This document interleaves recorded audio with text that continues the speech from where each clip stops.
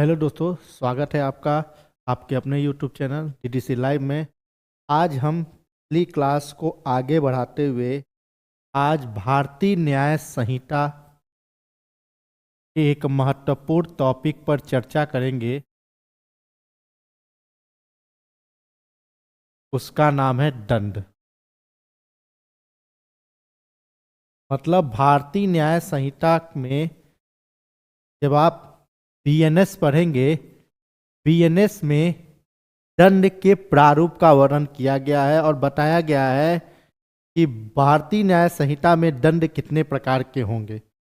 यदि आप भारत में लागू यदि पुराने कानून को देखा जाए, जिसका स्थान भारतीय न्याय संहिता ने लिया है, उसका नाम था IPC।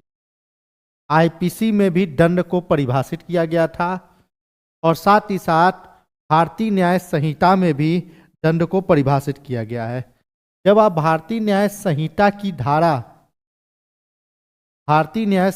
धारा 4 को देखेंगे तो भारतीय न्याय संहिता की धारा 4 में दंड को परिभाषित भी किया गया है और साथ ही साथ दंड के प्रारूप का वर्णन किया गया है कि दंड कितने प्रकार के होंगे। यदि सबसे महत्वपूर्ण बात की जाए तो ये कि भारतीय न्याय संहिता की धारा 4 में दंड के प्रारूप का वर्णन किया गया है और इसमें 6 प्रकार के दंड का वर्णन किया गया है।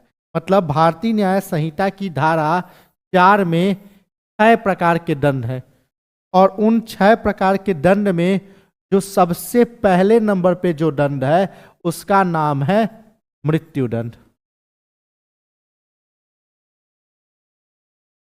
मृत्युदंड को साधारण शब्दों में हम फांसी की सजा भी कहा जाता है और साथ ही साथ जब दूसरा नंबर देखेंगे तो दूसरे नंबर पे है आजीवन कारावास। आजीवन कारावास। आजीवन कारावास का शाब्दिक अर्थ ये होता है कि जब तक व्यक्ति जीवित रहेगा, यदि किसी भी व्यक्ति को यदि आजीवन कारावास से दंडित किया गया है तो इसका तात्पर्य यह हुआ कि जब तक वो व्यक्ति जीवित रहेगा तब तक उसको जेल में ही रहना पड़ेगा। लेकिन इसी भारतीय न्याय संहिता या कहें BNS की धारा 6 में जब आप धारा 6 पढ़ेंगे, उस धारा 6 में आजीवन कारावास के वर्षों को भी बताया गया और बताया गया कि आजीवन कारावास 20 वर्ष के समतुल्य माना जाएगा। लेकिन आजीवन कारावास का शाब्दिक अर्थ क्या होता है? जब तक वो व्यक्ति जीवित है तब तक उसको जेल में रहना पड़ेगा। तीसरे नंबर पे देखेंगे तो तीसरे नंबर पे है वो है कारावास। और कारावास 2 प्रकार के होते हैं। एक होता है आपका कठोर कारावास और दूसरे नंबर पे होता है साधारण कारावास।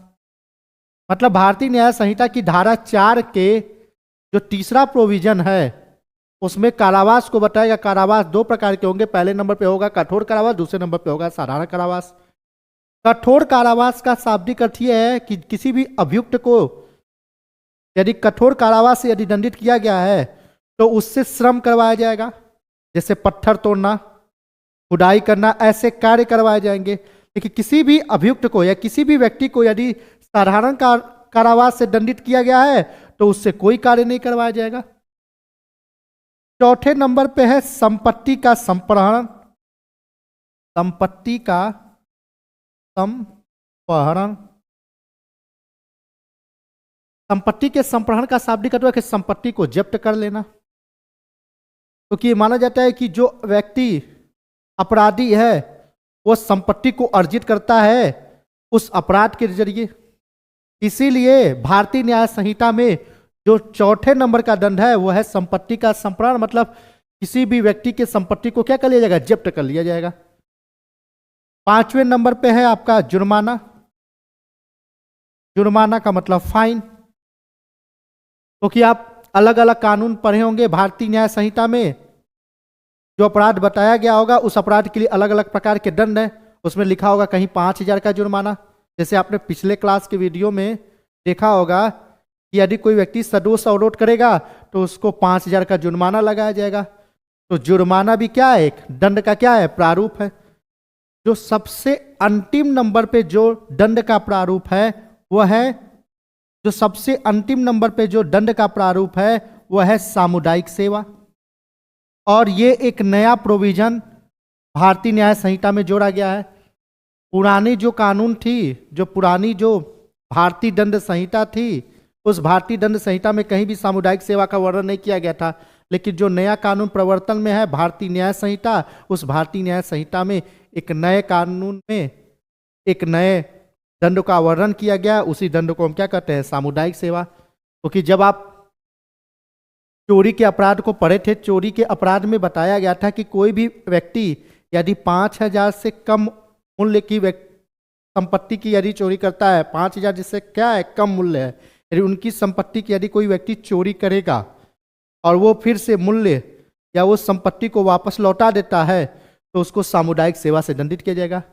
एक नया प्रावधान जोड़ा गया है। भारतीय न्याय संहिता की धारा 4 में इन्हीं दंड का वर्णन किया गया है। 6 प्रकार के दंड है। यदि आपसे परीक्षा में पूछा जाएगा कि दंड के प्रारूप का वर्णन कहाँ पे किया गया, क्या दंड के प्रारूप का वर्णन जो किया गया है भारतीय न्याय संहिता की धारा 4 में किया गया है। फिर से मिलते हैं हम एक नए टॉपिक के साथ। जय हिंद।